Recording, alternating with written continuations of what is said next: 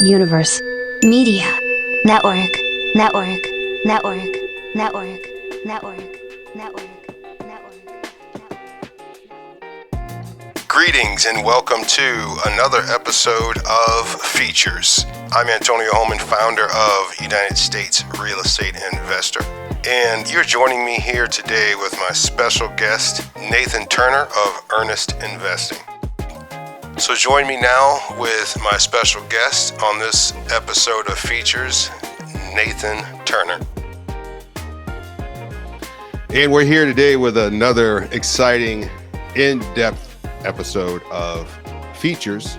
And today we're bringing you. This is really interesting for me personally. I mean, hey, this is Nathan Turner, and we're bringing you an aspect of real estate investing without the hands-on traditional feel of real estate investing. So I'd like to welcome Nathan Turner. Nathan, welcome to the show today. I'm very happy to be here. Thank you. All right. So get all my technical things together. So yeah. Nathan, before we get started, let's get to know you a little bit better. Fill us in about your personal life. What do you like to do aside from business things? Well, right now it is lightly snowing outside. I love snowboarding. I love snowboarding. So last weekend of the season is this weekend. So taking the kids, going up to the hill, and we'll get the last little bit of spring skiing in before it all shuts down. So I love snowboarding. I like running in the summertime. I just like being outside as much as I can and just getting out and seeing nature. We live close to the Rocky Mountains, and I love that, and going out and just hiking, doing whatever. Okay. And so for anybody who doesn't know, Nathan is a Canadian. Nathan, you're in Canada right now, right? Yeah, that's right. I just live right outside of Calgary. So how did you even get involved in the United States real estate market? And I've talked to a few people, they haven't really touched on it. What is the difference between investing in Canada versus the United States? Is there a lot of barriers? Are the prices through the roof? What do you say? Well, we'll go with first question first. So I started, it's really right time, right place, talking to the right people, making the right connections. And so networking is a huge, huge thing. It always has been for me, which is funny because I'm not the most outgoing guy, but I recognized and realized that networking is essential to business. Yeah. So going back about 2008, it was a friend of mine, also originally from Canada. He moved down to the States and met with some investors that had bought a portfolio of properties, mostly centered in the Midwest. And the problem was they had bought these in April of 2007. So right at the very top of the market. And by the time I got involved in the fall of 2008, it was a mess. Everything was a mess. Everything has just gone nuts. And so our charge was take these 60 properties, do whatever you can, make some lemonade out of these lemons, try to squeeze out what you can. So we, as a couple of Canadians, this is going into your second questions, as a couple of Canadians, we kind of thought we had invented seller financing. It's just really not done in Canada. So we figured we'd come up with this great idea about selling properties on terms, and thought that was really novel, and nobody else is doing this, and man, aren't we smart. But that was my introduction, was just happened to meet the right people at the right time, figured something out. And the more I talked to people and the more I started getting involved networking with a lot of different people, I realized this was a really cool business. And like I say, it's not really available in Canada. So that was really the reason. Now everything I do is in the States. So Canadian real estate is just totally off the table for you. Is that what you're saying? Yeah, I used to flip properties way back when, 2005, 2006, in Canada, and that was great. And I really enjoyed it, and I would do it again if the right opportunity came along. But I haven't been looking. I've been so involved in what I'm doing in the US that it hasn't even been on my radar to go and look. Mm-hmm. What's one of the biggest glaring differences between Canadian real estate versus United States real estate, like the operation and the industry? What's one of the biggest differences? So here's a couple. So very interesting. Number one, it's way more expensive in Canada. Houses are really expensive. The house we just sold last summer for over $800,000. It's 2-story, less than 2,000 square feet. Like it's a nice house, but $800,000, like that's a lot of money for that kind of a house. And that same kind of money, depending on where you are in the U.S., of course, but by and large, and that could have gone a lot further. But that, just to give you an example, it's really expensive. Number two, and this more relates to what I do now, is mortgages are set up a little bit differently. Number one, they're tougher to qualify for. And number two, the really interesting thing about this is that, when you go get a mortgage on a property, it's, you got your payment, you got your interest rate, and then it's amortized over generally 30 years. And then that is your term. So for the next 30 years, these are your rates, this is your payment, and off you go. In Canada, we've got this payment, we've got the rate, and we've got the amortization time over 30 years, but then we've got a term. And our terms they vary. It can go 2, 3, 4, 5 years, meaning when your term is up after 2 or 3, 4, or 5 years, whatever it is, you have to actually go back to the bank, re-qualify, and negotiate all the terms that you previously had. So we would call that in the US like a balloon, and that's what it is. So every few years, everybody's going back to the bank. Makes a lot of business for the bank, but makes it tough to get in and stay into the mortgage market. Oh, I see. Wow. Yeah, that's very interesting. And so is it a matter of, from my very limited knowledge of Canadian politics and government things, do you think that there's a huge government control on real estate and things like that? Is that the reason why things seem to be so expensive? It's a huge control thing. So another thing is probably 95%, maybe even a little bit more, of all mortgages in Canada are insured by the government. It's called the CMHC, Canada Housing something. But they insure and guarantee all of those mortgages. So almost all mortgages in Canada go through this program. There are very, very few private mortgages otherwise. Is it allowed for other citizens of other countries to buy real estate in Canada? Because some countries do not allow you to do that unless you're an actual citizen or a natural born citizen. Yeah, actually, that's something they changed here probably just a couple of years ago. They instituted a foreign investor tax.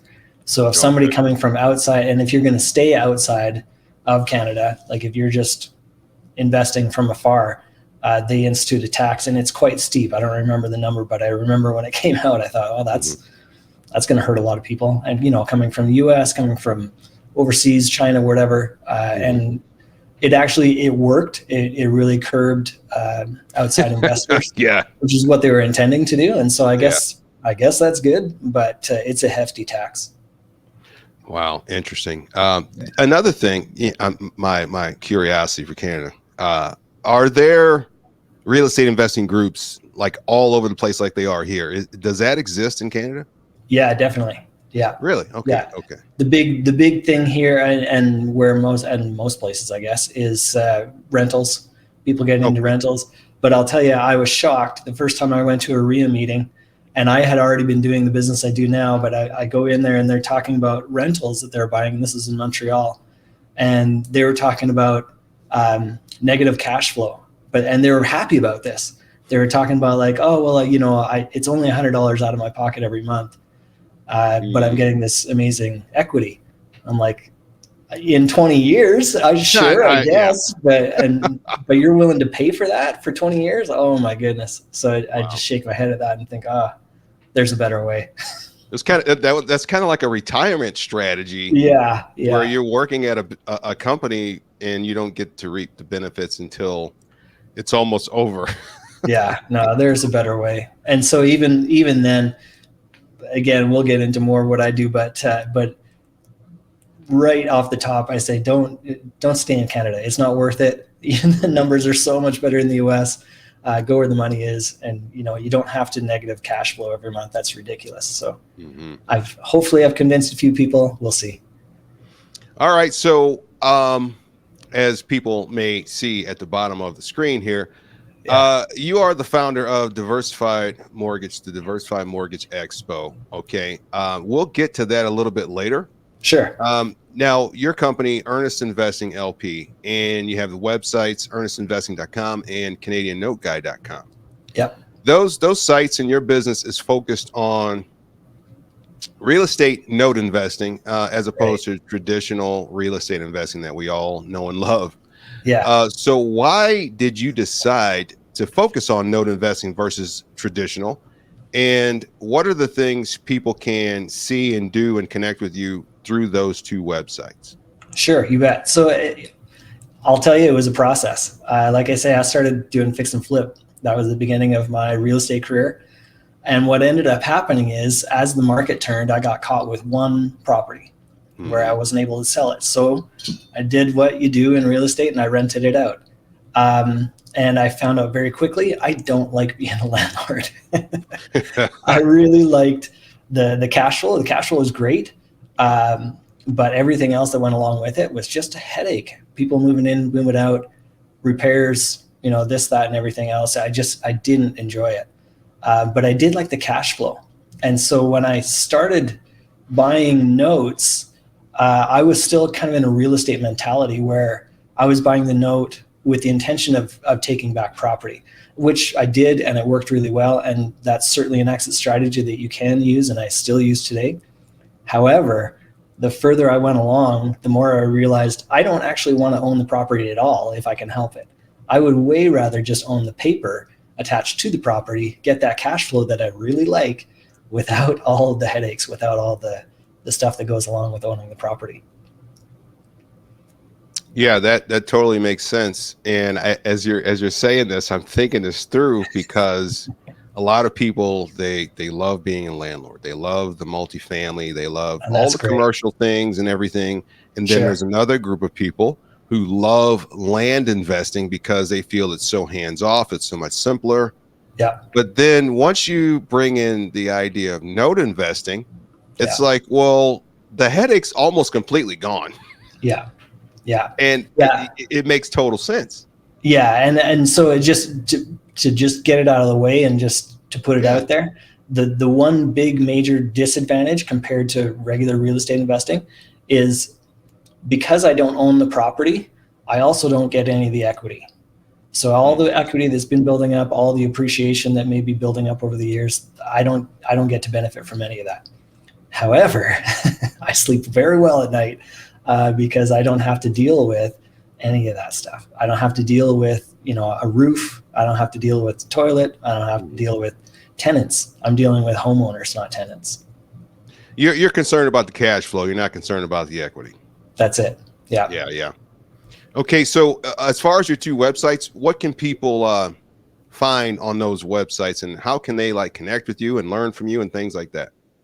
You bet. So the Canadian Note Guy one was kind of as I started this whole side of business, and it was more geared towards people who are just getting started and people who want to do it themselves, which is great. And I'm more than happy to help and talk and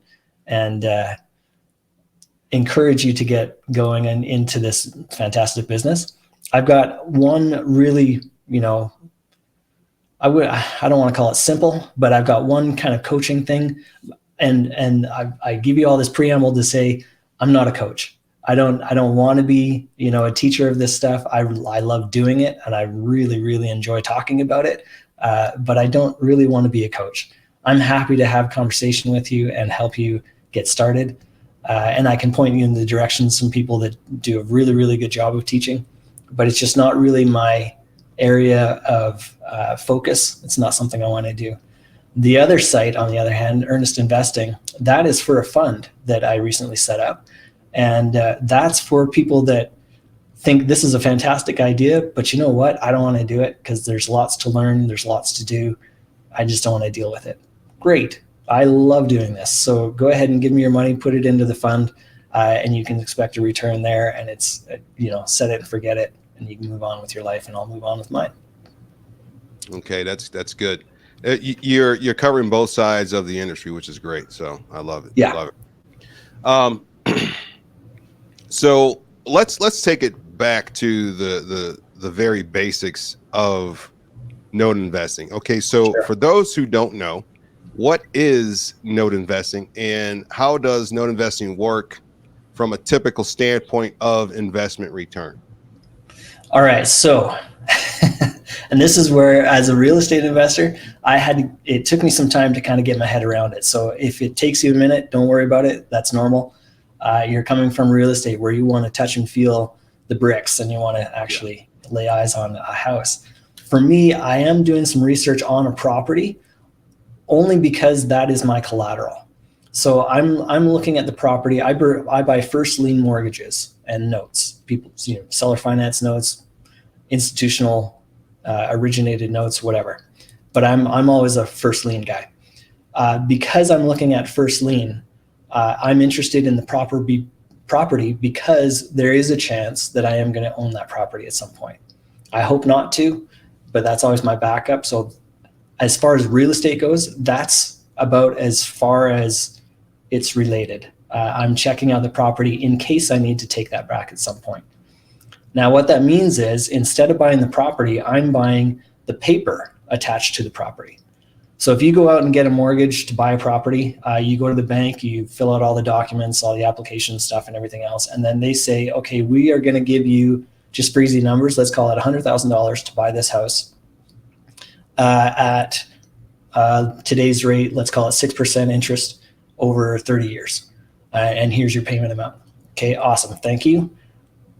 You're great because you've owned the property, and you can do whatever you want to do with that property. I come along and say, Mr. Bankman, that payment stream that you're collecting, I'm willing to pay you to take over that payment stream. So for the person in the house, nothing actually changes at all, except where they send their check. So they were paying Bank of America or Chase or whoever it was. Now they're going to pay me, Earnest Investing. And that's really the big difference for the borrower. For me, now I get to collect that cash.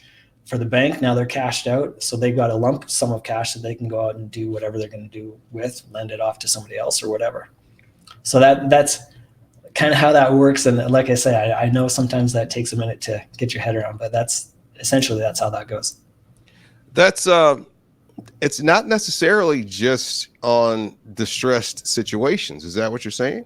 Not at all. No. I actually buy performing notes where people are making regular on-time payments. I also buy non-performing notes where people are not making any payment at all and maybe haven't for 2 or 3 years.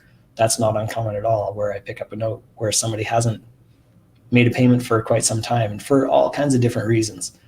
But it is what it is. And when I pick it up, the cool thing is in a distress situation is I'm not a bank.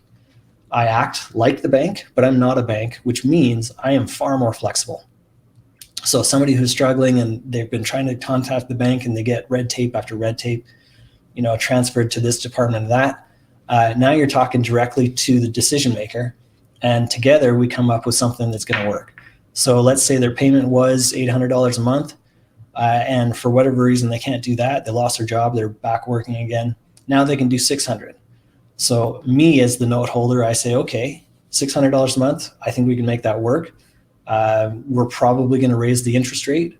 We might stretch that amortization back out to 30 years or 35 years or whatever the case might be, or shorten it. I've had all kinds of situations where it goes one way or the other. So that's the kind of the cool, fun part with the non-performing.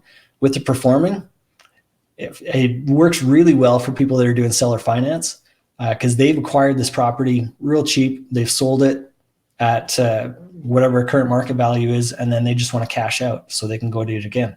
Fantastic. I love you can do all that, what I call the heavy lifting. I just want the cash flow. So I'll buy that cash flow from you. You've got a bump, and then you can go out and do it again. What's really the let's see, the motivation for the bank to say, okay, we'll go ahead and, let you take this property off our hands. Are you getting it from the banks at somewhat of a discount so they can just get rid of it? How does that work? Yeah. And, especially when I first started, it was a mess. There was all kinds of non-performing notes out there, just where people were not making payments. And it was a mess. I started buying non-performing in 2010. So if you think back, there were a ton of people that just weren't making payments for all kinds of reasons. In that situation, number one, the bank needs to sell that off because they've got a warehouse line of credit where, for government regulations, they have to have a certain number of good loans and they can only hold a certain number of bad loans. So they are very much incentivized to get rid of those bad ones for their own kind of credit reading, if you want to call it that. The other thing is, it's so much easier from the bank to sell off a bad loan rather than having to take it through the whole foreclosure process, if that's the way it goes. It's time, it's money, and it doesn't look good for the bank. So they're more than willing to kind of get rid of that headache to somebody like me, where I can deal with it. I feel like I do a better job than the bank a lot of the time in those kind of situations. Most likely you do. Yeah.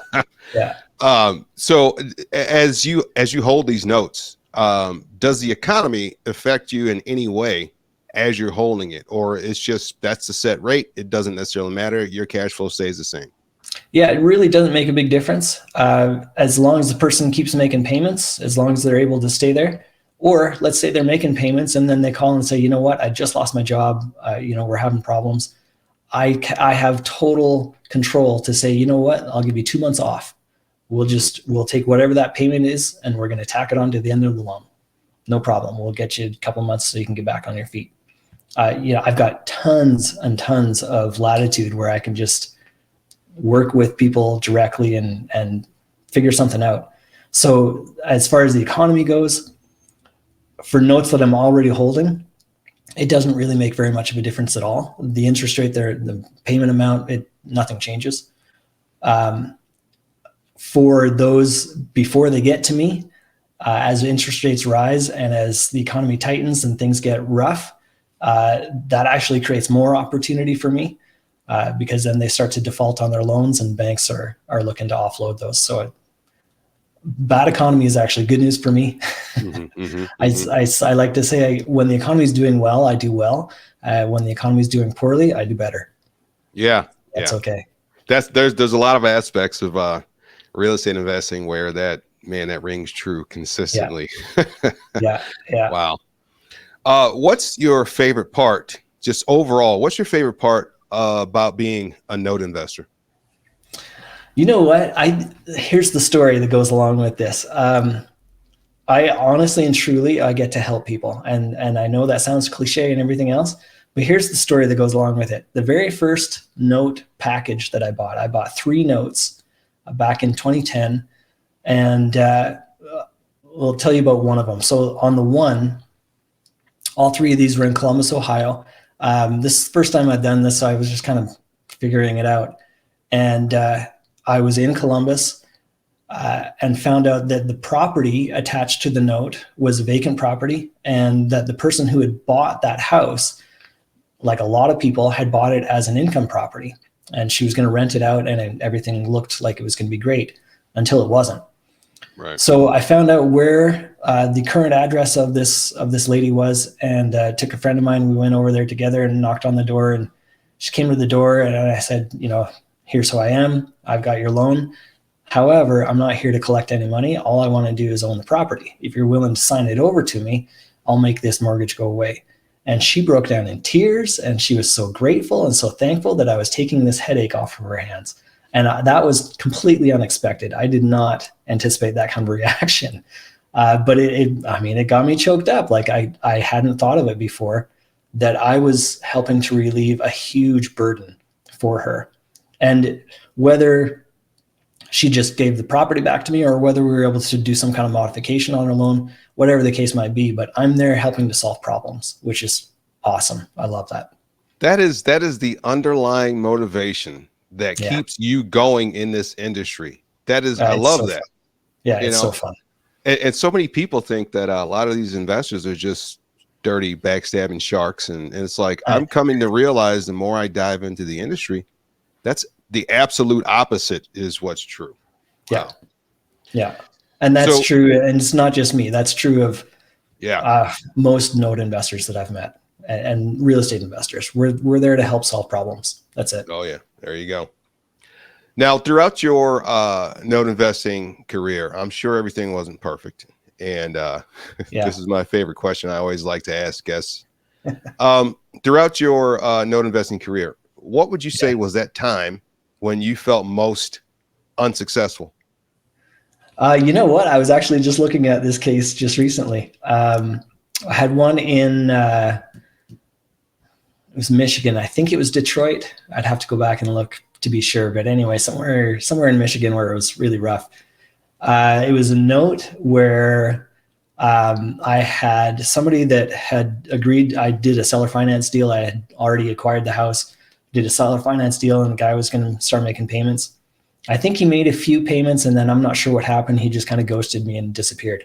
Mm-hmm. So I had to go through the whole process of foreclosure. Because I couldn't find him, I had to foreclose on the empty property and take it back.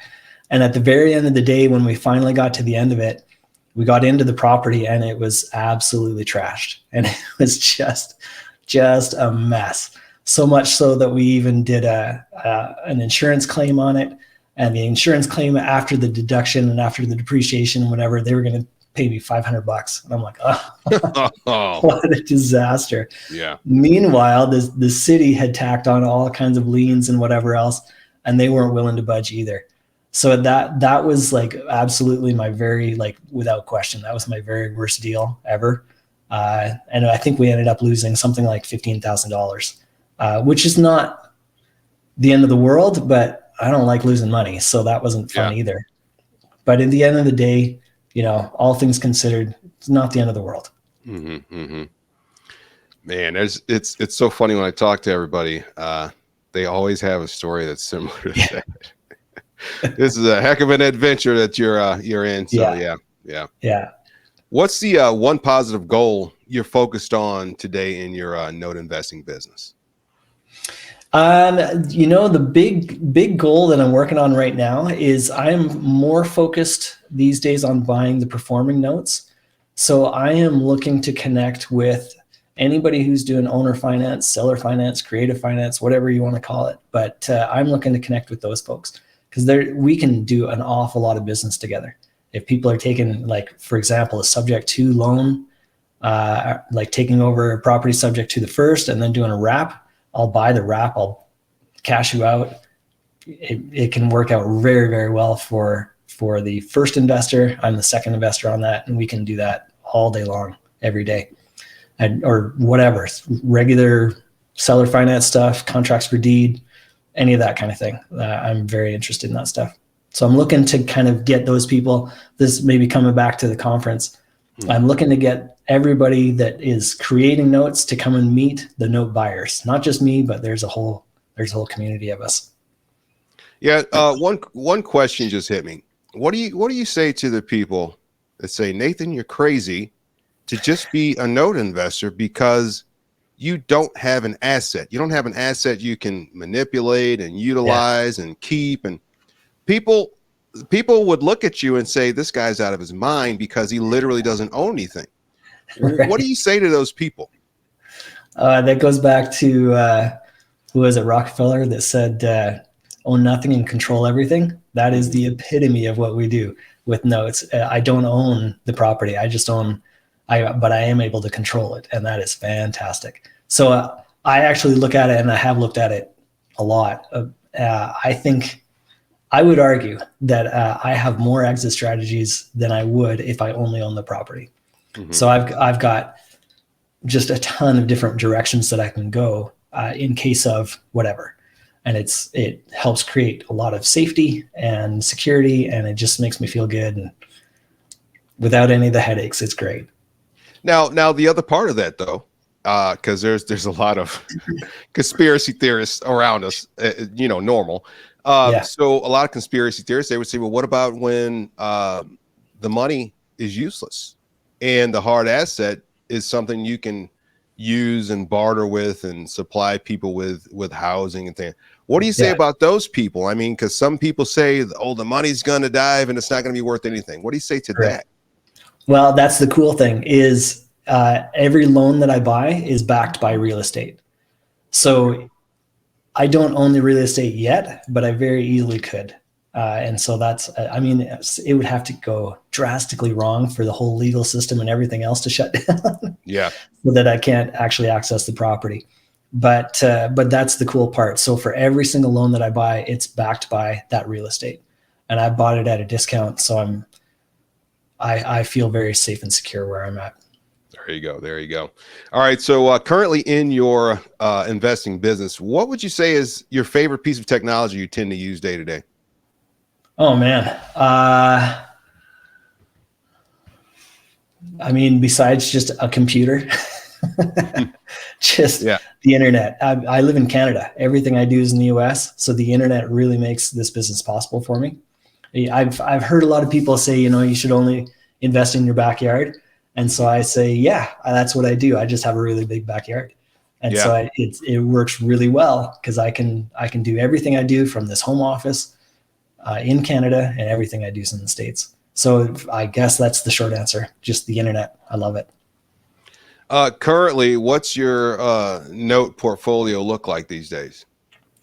So we are winding down the JVs that we were doing and then ramping up this fund. And so I'm kind of in a bit of a transition, but right now I've got about 35 loans that I'm managing, and that's down from about 95. And then once the fund is up and running, we'll be back up there again, right around 100 notes. Okay, awesome. So we're getting to the part of this to where we start to wrap things up, but you got something exciting going on. And one of my other colleagues here in this industry, she was super excited, and this is exciting. This is super exciting. So this is about the Mortgage Expo you have here. So go ahead and hit us with some information about that. Yeah, so this is the Diversified Mortgage Expo. So the interesting thing with this conference, this is the 8th annual conference. This is actually the first year that I am hosting it. I just took it over last year, and so this is my first go around for this particular conference. I've done a bunch of large events before, but never this. So I'm very excited to be putting it on. We've got all kinds of really fun things planned to go along with the learning. We've got the night before the conference starts, we're doing an axe throwing tournament. So we'll have a note investing axe throwing champion for the next year. And just all kinds of really cool networking things that are built into the conference itself, besides having some amazing speakers that are coming and talking to us all about all kinds of different aspects of notes, anything from seller financing to commercial notes to partials to we've got somebody coming talking about nonprofits. I mean, there's a lot to ingest at this conference. So I'm very excited about it. It's going to be a really great event. Do you think somebody who has absolutely no idea about mortgage note investing could come to this conference and pretty much start off the ground running with note investing? Is that a possibility? You know what? Probably not, to tell you the truth. You can come and start to learn different pieces of it, and you can start meeting a huge piece of this is just meeting the right people and talking to the right vendors and the right contacts to have. This is a very open community. You meet any note investor, they'll talk your head off forever. The one thing they won't tell you is where to find the notes. And I'll tell you, the place you do find notes to buy is at conferences. You go and you meet people there, and you just start to network and chat. So that's the secret sauce is right there, is go to conferences. I'm actually heading to a different conference here next week. And then mine is coming up June 2nd and 3rd in Nashville. So even if it's not my own, I'm going to conferences. I'm going about half a dozen this year, including mine, just because it's that important. That's awesome. So you have right now, there's still an early bird discount. When does that early bird discount end? Yeah, early bird discount runs out May 5th. That's the last day you can get that. So you've got just over 2 weeks to get that deal. And it's a really good deal. Regular price is $5.99 and tickets are on sale for $3.99. So that's $200 off. That's a smoking deal, 33% off. Yeah, that is a good deal. And if any of the listeners or viewers want to take advantage of that, follow the link that's in the banner below. It's UnitedStatesRealEstateInvestor.com/DME. UnitedStatesRealEstateInvestor.com/DME. You'll get that early bird discount and get the hobnob with some fancy note investors who can make some really good things happen for your investing life. This is fascinating to me. Because I don't think it really even occurred to me or the existence of note investing until I actually met you. I was like, wait a minute, this changes everything. Yeah. It's incredible, man. It's such a cool business. And I tell you, there's just so much flexibility in it. There's so much preference that goes into it. Of all the different note investors, we can remain friends because we're not directly competing with each other. And I know that sounds crazy, but literally we can be looking at the same list, and on the same list of assets, I like these 5 and he likes those 7, and that's fine. And it really boils down to a preference in a lot of cases. So you can put your own personal spin on it. I mean, it's great. It's just such a fun group of people. That is awesome. So Nathan, if people want to personally connect with you, what's the best way for them to go about doing that? You can call me directly, 312-860-3747, or you can email me at nathan@earnestinvesting.com. And that's Earnest with an A. So Nathan, since entering into the note investing world, what would you say you're most grateful for? I am so grateful for people that have been patient with me as I was learning, because it took me a minute.